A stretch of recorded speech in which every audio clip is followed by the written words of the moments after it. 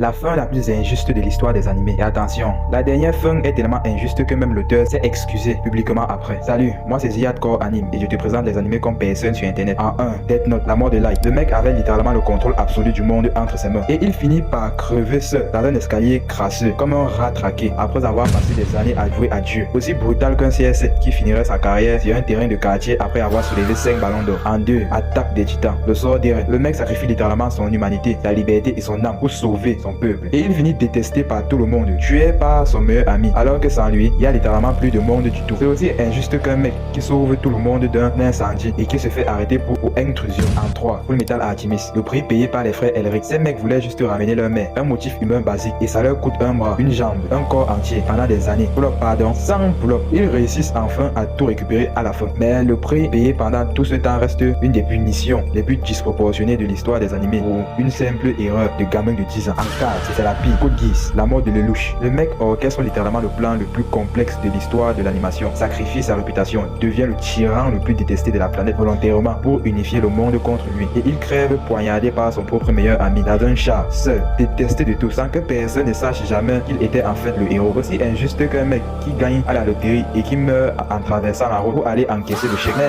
sinon, big respect au mangaka capable de nous briser le cœur avec des fins aussi cruellement réalistes. Et surtout, n'oublie pas de t'abonner.